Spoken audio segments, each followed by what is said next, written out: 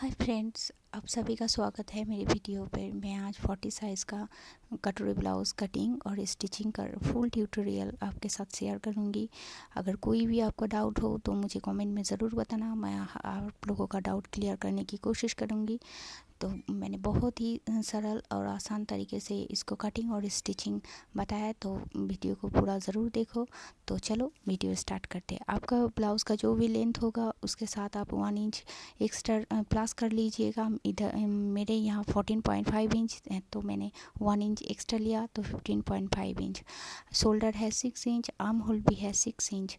उसके बाद चेस्ट के लिए निशान लगाना है, तो चेस्ट है 40 इंच, उसका फोर्थ पार्ट है 10 इंच। और 10 इंच लेने के बाद जो वेस्ट यानी कमर है वो है 32, उसको आप 4 से डिवाइड करेंगे तो 8 इंच आएगा। टक्स के लिए 1 इंच एक्स्ट्रा लेना पड़ेगा, जो बैक साइड के दोनों टक्स होते हैं। और फिर 1.5 इंच या आप 1 इंच भी ले सकते हैं या 2 इंच ले सकते हैं, जो भी आपका एक्स्ट्रा कपड़ा एक्स्ट्रा मार्जिन चाहिए उसको थोड़ा सा डाउन कर लीजिए। आर्म होल को अच्छे से गुलाई दीजिए। नेक की चौड़ाई है 2.5 इंच, नेक की लंबाई है 9 इंच गहरा यानी, और 2.5 इंच लेकर एक बॉक्स बना लीजिए। और मैं यहाँ राउंड शेप दे रही हूँ। आपका जो भी कस्टमर का डिमांड होगा या खुद का चॉइस होगा, आप वही नेक ड्रॉ कर सकते हैं। बैक पार्ट का कटिंग हो गया, बैक पार्ट को रख कर हम फ्रंट पार्ट के कटिंग करेंगे। तो बैक पार्ट को आप अच्छे से रख दीजिए। उसके बाद बैक पार्ट का सामने से आधा इंच जो हुक और आई पट्टी के लिए आधा इंच लेना बहुत ज़रूरी है, स्पेशली बिगिनर्स के लिए वो लेना बहुत ज़रूरी है। उसके बाद नीचे से 1 इंच या 1 इंच थोड़ा सा कम 0.75 इंच आप ज़रूर लेंथ में बड़ा कीजिए, नहीं तो सामने का जो पार्ट है वो छोटा पड़ जाएगा। उसके बाद बैक पार्ट जैसा था वैसा ही ड्रॉ कर लीजिए। पहले हम आर्म होल को जैसा था वैसा ड्रॉ करने के बाद आधा इंच नीचे फ्रंट पार्ट के आर्म होल को ड्रॉ करेंगे। उसके बाद गला का जो चौड़ाई है वही रहेगा, डीप 7 इंच होगा।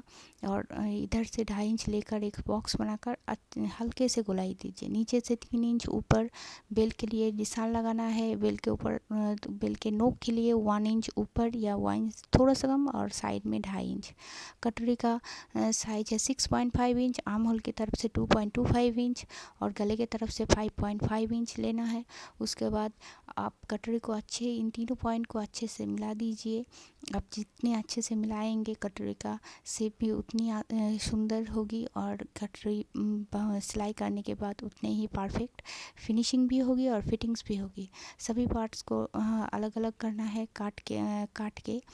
काट लेने के बाद आपको जो बैक पार्ट है और फ्रंट पार्ट है दोनों को मिलाकर देखना है कि हाँ ठीक ठाक है या नहीं। देखो ठीक ठाक है, थोड़ा सा बड़ा है जो सिलाई में चला जाएगा। दोनों पार्ट को जॉइंट में आप कटोरी को बड़ा करना है। कटोरी को आप बड़ा नहीं करेंगे तो ये कटोरी छोटा पड़ जाएगा। ये कटोरी का जो कपड़ा है छोटा कटोरी का, उसे फेंकना नहीं, आपकी पट्टी वगैरह में इस्तेमाल कर सकते हैं। कटोरी का जो सेंटर पॉइंट है उसे मार्क कर लेना है। नीचे की तरफ 1.5 इंच और दोनों तरफ 1.5 इंच लेना है, एक्स्ट्रा लेना है। लेके इन तीनों पॉइंट को आपस में मिला देना है। मिलाने के बाद गले के दोनों तरफ से भी आपको हाफ इंच यानी आधा इंच लेना है, और नीचे के तरफ इन सभी पॉइंट को आपको मिला देना है।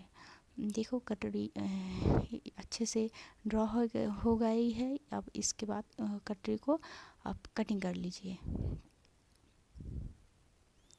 कटोरी को ड्राइंग करने के बाद कटोरी का जो डॉट होता है उसे हम एक ड्रॉ करेंगे। तो कटोरी का जो डॉट का इधर 2.5 इंच और लंबाई में 2.5 इंच और चौड़ाई में 1.5 इंच होगा। बस छोटा सा कट लगा दीजिए, जो सिलाई करने के वक्त आपका आसान होगा। दोनों तरफ टक्स को आप ड्रॉ कर लीजिए। ड्रॉ करने के बाद देखिए कटोरी को इस तरफ फोल्ड करके जो सिलाई होगा, सिलाई करने के बाद कटोरी कितना अच्छा लगेगा। अच्छा फिटिंग्स भी होगा और फिनिशिंग भी होगा। उसके बाद कटोरी जहाँ लगेगा उस पार्ट के साथ आप मैच करके देख लीजिए कि कटोरी कहीं बड़ा छोटा तो नहीं। देखिए एकदम परफेक्ट कटिंग हुआ है। आप स्लीव्स को कटिंग करेंगे। ब्लाउज़ के स्लीव्स कटिंग करने के लिए पहले आप जो भी आपका मेज़रमेंट है उसके साथ लंबाई है 1 इंच एक्स्ट्रा लीजिए और शेप के लिए 3 इंच ले लीजिए। उसके बाद जो आर्म होल है हम यहाँ 8 इंच पर दे रहे हैं और जो गोलाई है वो है 6 इंच। आप अपने हिसाब से गोलाई ले लीजिएगा। उसके बाद 1.5 इंच एक्स्ट्रा लीजिएगा। हमने ब्लाउज़ में भी 1.5 इंच, बैक पार्ट में भी 1.5 इंच एक्स्ट्रा लिए थे, तो यहाँ पे भी 1.5 इंच लेना है। ऊपर की तरफ से 2.5 इंच कपड़े जहाँ मार्क करना है बस वहीं से स्लीव्स के लिए शेप दे देना है। और फ्रंट पार्ट के लिए ½ इंच नीचे से आपको फिर से एक लाइन ड्रॉ करके शेप देना है, जो फ्रंट पार्ट के लिए फ्रंट पार्ट के लिए कटिंग होगा, नहीं तो एक्स्ट्रा कपड़ा हो जाएगा जो आर्म होल में फूलन आएगा। आप सभी पार्ट्स को कटिंग करने के बाद जो ब्लाउज़ के मेन फैब्रिक है, ब्लाउज पीस है, ये एक साड़ी का ब्लाउज पीस है, तो आप अच्छे से पहले देख लीजिए। ये ब्लाउज़ देखिए, इधर से आप कटिंग करेंगे तो बहुत अच्छा लगेगा, लेकिन साइड में ब्लाउज़ का स्लीव्स को डिज़ाइन है, तो पहले हम स्लीव्स को निकाल देंगे। निकाल देने के बाद कपड़े को सीधी तरफ से फोल्ड करेंगे। उसके बाद जो बैक साइड का या फ्रंट साइड का जो भी पार्ट है वहाँ से कटिंग करेंगे। पहले हम स्लीव्स को यहाँ से कटिंग कर देते हैं।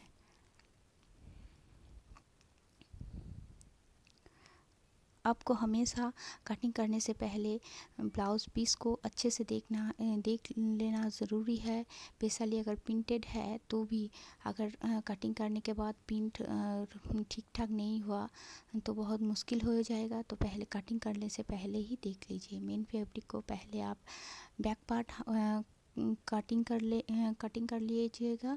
उसके बाद बैक पार्ट के कटिंग करने के बाद एक एक कर फ्रंट के जितने सारे पार्ट है उसको भी आप कटिंग कर लीजिए। इसका स्टिचिंग भी बहुत इजी है। अगर आपको कहीं भी कोई डाउट है तो आप मुझे कमेंट में ज़रूर बोल सकते हैं।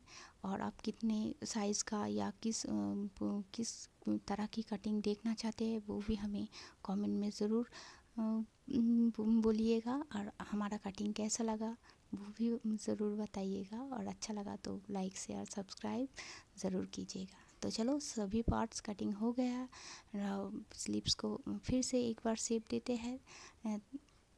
शेप दे देने के बाद इन सभी पार्ट्स को हम जो अस्तर के पार्ट्स है उसके साथ मेन फैब्रिक को हम अटैच करेंगे। तो उल्टे जो भी मेन फैब्रिक का सीधा साइड नहीं उल्टा साइड होगा, वहाँ से हम अस्तर के कपड़े को रखेंगे और सभी पार्ट्स को हम एकदम ½ इंच से भी थोड़ा सा कम या 2.5 इंच थोड़ा सा कपड़ा साइड में रखकर एक के साथ एक अटैच कर देंगे। अगर अटैच नहीं करेंगे तो अच्छे से सिलाई आप नहीं कर पाएंगे। अगर अच्छा अटैच कर देंगे थोड़ा सा वक्त निकल कर तो फिनिशिंग बहुत अच्छा लगेगा और आपका काम भी बहुत प्रोफेशनल लगेगा। तो प्रोफेशनल तरीके से जब हम लोग करते हैं तो इस तरीके से ही करते हैं। देखिए, ब्लाउज़ को चारों तरफ से हम लाइनिंग के साथ अटैच कर दिया। उसके बाद जितने भी एक्स्ट्रा कपड़ा था उनको काट देना है। ऐसे ही आपको सभी पार्ट्स को कटिंग कर लेना है। पहले कटिंग कर लेने के बाद आप मेन जो सिलाई होता है वही करेंगे।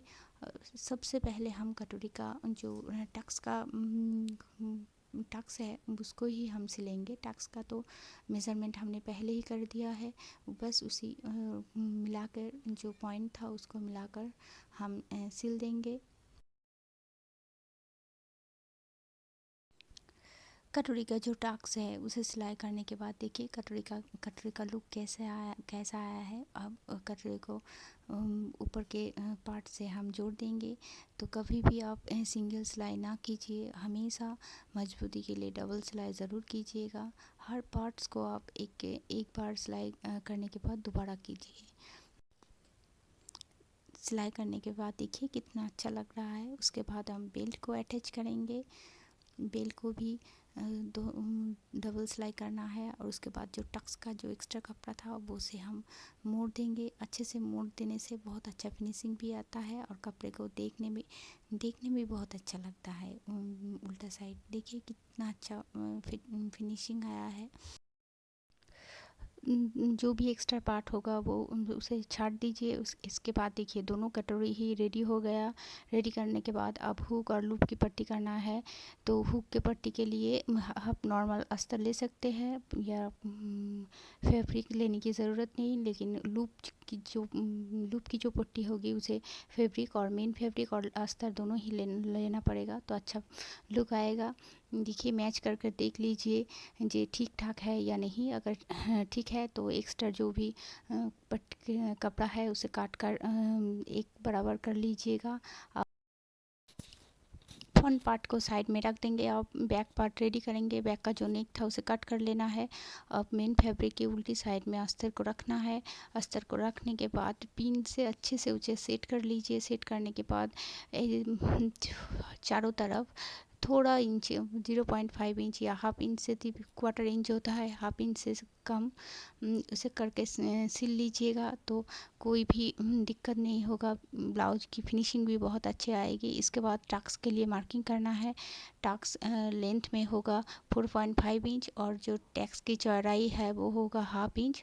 दोनों तरफ अच्छे से टक्स का मार्किंग कीजिए और टक्स दे दीजिए। तो इसके बाद हमें शोल्डर को जॉइन करना है, इसीलिए बैक पार्ट और फ्रंट पार्ट के सीधे साइड को मिलाकर रखना है और शोल्डर को अटैच कर देना है। शोल्डर को अटैच कर देने के बाद हम गले को रेडी करेंगे। गले में हम पाइपिंग लगाएंगे। पाइपिंग करने से हमें तुरपाई नहीं करना होगा। तो ये एक उड़े पट्टी है और जिसके साइड में एक साइड मैंने मोड़ दिया है, सिल लिया है। इसके बाद पूरे नेक पे ही आपको उसे सिलाई कर लेना है। सिलाई कर लेने के बाद देखिए ऐसे ही ये बिना डोरी के पाइपिंग है, फिर भी बहुत सुंदर लगेगा।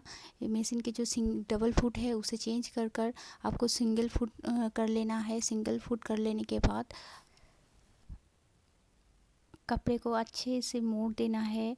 जो कपड़े का जो खुला साइड है उसे अच्छे से अंदर की तरफ मोड़ कर जस्ट हल्का सा निकलेगा पाइपिंग। सेम कलर का मैंने पाइपिंग कपड़ा यूज़ किया है। सेम कलर का जो फैब्रिक है, मेन फैब्रिक था, उसी को हमने पाइपिंग के लिए यूज़ किया है। इससे बेनिफिट ये है कि अगर किसी का पाइपिंग अच्छा भी नहीं लगता, उसके लिए भी ये कंफर्टेबल रहेगा और आपको हाथ से तुरपाई भी नहीं करना पड़ेगा। और ब्लाउज़ का जो नेक का फिनिशिंग है वो भी बहुत बहुत सुंदर आएगा। तो अच्छे से देख लीजिए मैं कैसे कर रही हूँ। ये पाइपिंग देखने में बहुत अच्छा है और इसका बहुत समय भी बहुत कम लगता है। ये बिना डोरी के पाइपिंग है, फिर भी बहुत अच्छे से ब्लाउज में सेट हो गया है। आप ऐसे ही पाइपिंग कर सकते हो, तुरपाई आपको नहीं करना पड़ेगा। देखिए अब गला कंप्लीट होने के बाद हम जो ब्लाउज़ के स्लीव्स है उसको रेडी करेंगे। तो स्लीव्स को रेडी करने के पहले हम स्लीव्स के जो सीधा साइड है उस पर ऊपर सिलाई चलाएंगे। उसके बाद उसे उल्टा पीठ में घुमाकर पूरा चारों तरफ उसे जो अस्तर के साथ मेन फैब्रिक को अटैच कर देंगे। उसके बाद एक्स्ट्रा जो कपड़ा है उसे छाट देंगे। बस दोनों स्लीव्स हमारा रेडी हो गया। इसके बाद ब्लाउज की आर्म होल से हम स्लीव्स को मैच कर देखेंगे, नाप कर देख लेंगे कि कहीं छोटा बड़ा तो नहीं है, तो एडजस्ट नहीं करना पड़ेगा। नहीं, देखिए सेम है, एकदम परफेक्ट है। बस हम उसे अटैच कर देंगे। अगर कोई भी दिक्कत हो या थोड़ा सा भी बड़ा हो तो आप उसे काट कर सीधा कर लीजिए। इसके बाद हम ब्लाउज़ की कमर पट्टी लगाएंगे, लेकिन कमर पट्टी लगाने से पहले हमको ब्लाउज़ के किनारे को सिलना पड़ेगा। तो ब्लाउज़ को जहाँ एकदम किनारा है वही किनारे बराबर एकदम स्टिच लगाना है। अगर थोड़ा सा छोटा या बड़ा हो तो आपको वहाँ पर ही एडजस्ट कर लेना है। एडजस्ट करने के बाद देखिए एकदम किनारे पर दोनों तरफ ही एकदम किनारे बराबर स्टिच लगा देना है, तभी हम कमर पट्टी को अटैच कर पाएंगे। एक साथ ही फ्रंट पार्ट और बैक पार्ट में हम कमर पट्टी एक साथ ही लगाएंगे। अगर आप चाहे तो बैक पार्ट में पहले लगाकर दो फ्रंट पार्ट में बाद में लगा सकते हैं, लेकिन हमारा इस तरफ से भी कंफर्टेबल होता है तो हम इस तरह से ही लगाते हैं। तो देखिए कमर पट्टी लग गया है। अब ब्लाउज़ का मेन जो फिटिंग्स वो ही हम करेंगे। ये फिटिंग्स करने के पहले हम लूप पट्टी और हुक पट्टी को एक अच्छे से पिन से सिक्योर करके अटैच कर देंगे। और सेंटर पॉइंट जो है वहाँ से दोनों तरफ जो चेस्ट का 4th पार्ट है 10 इंच इधर से भी और उधर से भी 10 इंच पर मार्क करेंगे। और कमर का जो मार्जिन था वो था 8 इंच और स्लिप्स का मार्जिन था 6 इंच। तो हम इन तीनों पॉइंट को पहले मार्क कर लेंगे और तीनों को आपस में मिला देंगे। मिलाने के बाद एक लाइन खींच लेंगे जहाँ से हमारी स्टिच लगाने में आसानी होगा। दोनों तरफ ऐसे ही कर लेना है। तो ये हो गया हमारा फिटिंग स्टिच ब्लाउज का। और ब्लाउज का फाइनल लुक देखिए कितना अच्छा आया है, अच्छा खूबसूरत लग रहा है। जितना भी सुंदर बैक पार्ट उतना ही सुंदर फ्रंट का पार्ट है। अगर आपको ब्लाउज का मेरा कटिंग और स्टिचिंग अच्छा लगा तो please like share and subscribe my channel. मिलते हैं नेक्स्ट वीडियो में।